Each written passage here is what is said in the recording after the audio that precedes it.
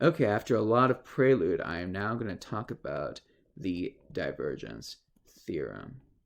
And you can think about it as the second fundamental theorem of calculus in 3D.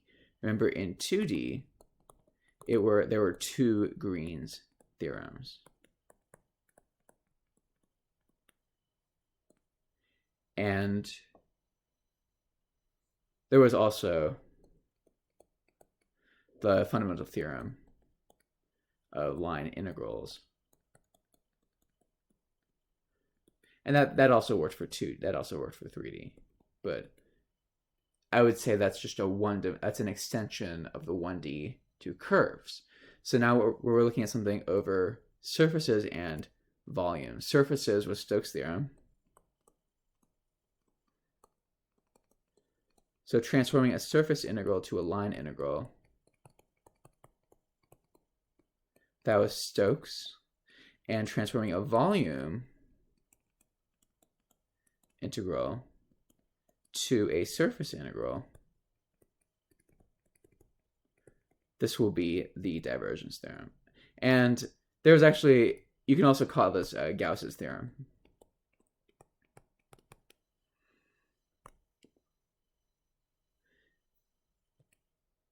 And it's also worth noting that in both cases, it's over a closed path in Stokes' theorem, and it's over a closed surface in the divergence theorem. So, and I will also say that the orientation is it's always outward, so it's an outward orientation, and the orientation also matters here, and it's governed by the right-hand rule. So I'm drawing these parallels because really there's a lot of similar things going on. So let me just show what the theorem is. Remember, in 2D, if we had a region, we said that the divergence, which you could also write as del dot f, is a closed integral over a curve, which I'm going to now denote by the boundary of our region.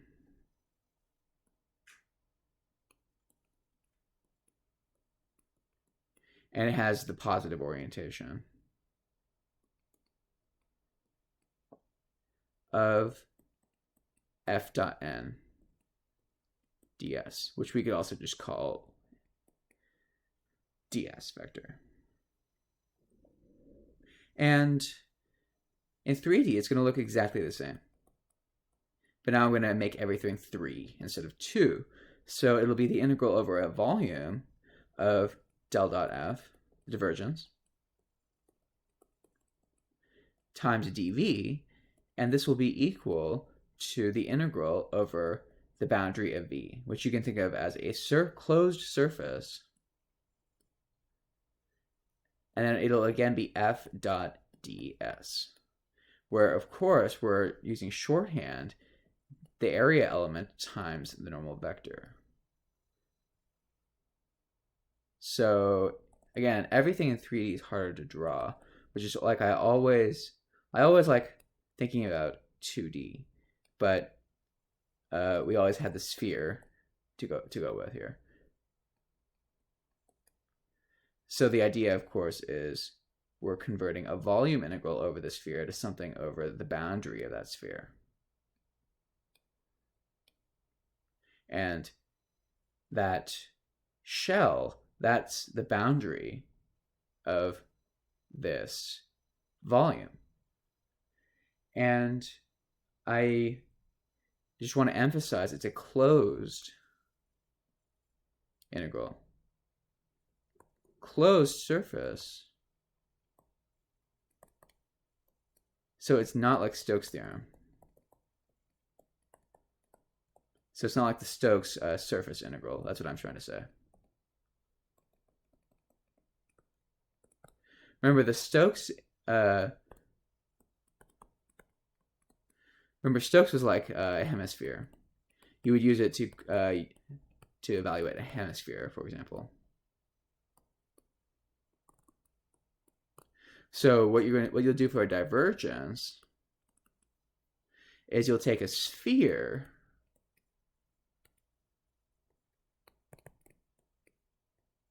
and I'm trying to draw this as a shell. So a spherical shell, and then it'll turn into a volume.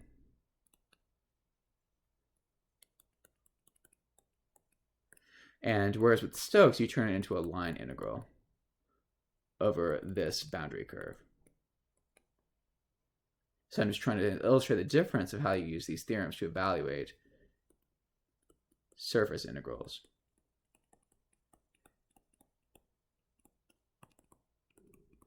And I think that the heuristic reason why you would want to use either one is that Stokes, the line integrals,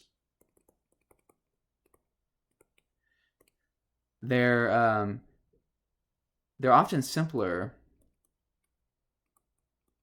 since they lie inside a plane. I mean, they don't have to. It's just often. For example, in the hemispherical case. So, for example, notice in this example that it's just z equals. We have z equals 0 is true. So that means every z dependence, it actually goes away, and that's simpler.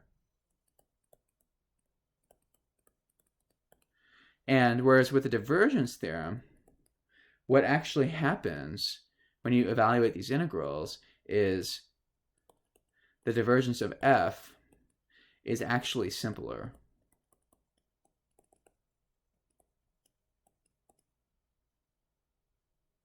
To look at, or rather simpler to integrate.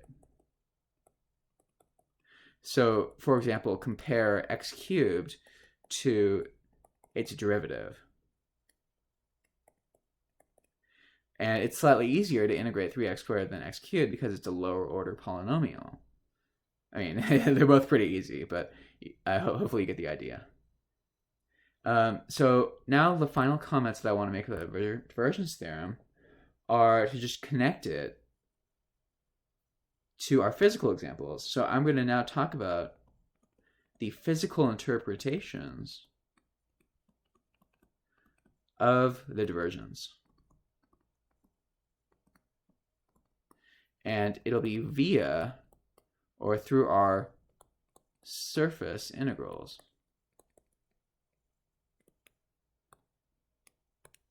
So remember, we had 3 laws. We had Gauss's law. All these things were very similar. So it's really quite astounding that in different fields we have very similar ideas.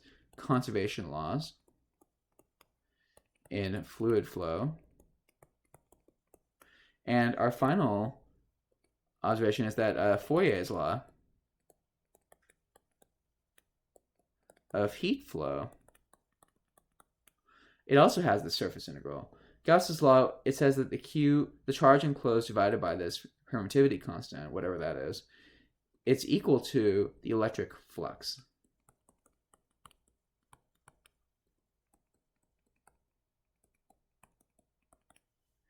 Whereas conservation laws of fluid flow, it says that the change in time of the mass in a volume is equal to the mass flux.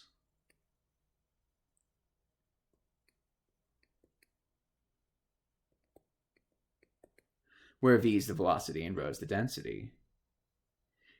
And I'll link to the video where I discuss all of these things. And Fourier's law says that the change in time of the heat, the total heat in a volume, I'm being very casual with notation, of course. It's equal to the surface integral of the total heat flux. So this was the mass flux, and this is the heat flux. So just going back to terminology, we often call this integral on the right-hand side the flux for this reason. So the flux of f through s. And you see now why we have this terminology, because in physics, these words are used very frequently. So now let's use the divergence theorem for each of these terms.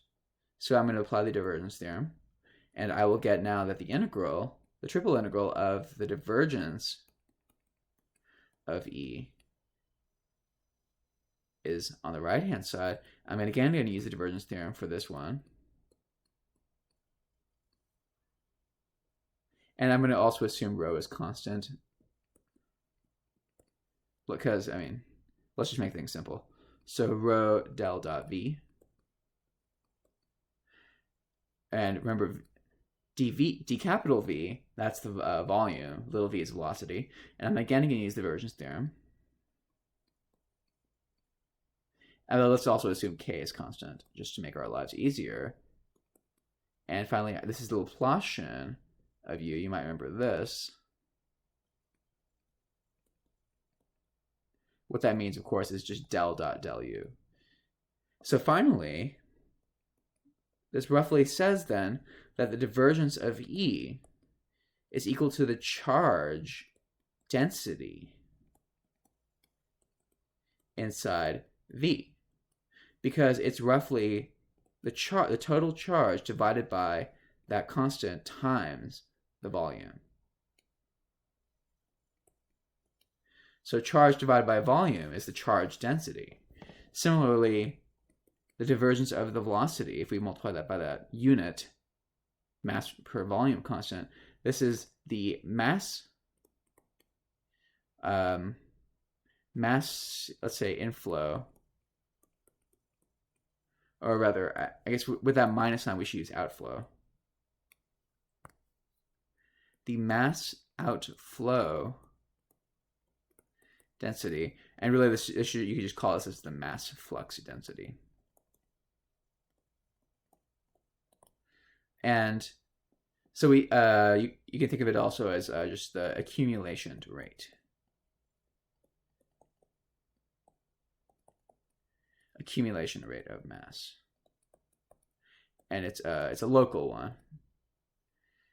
And so finally, of course, we also think of the Laplacian as the local heat change density.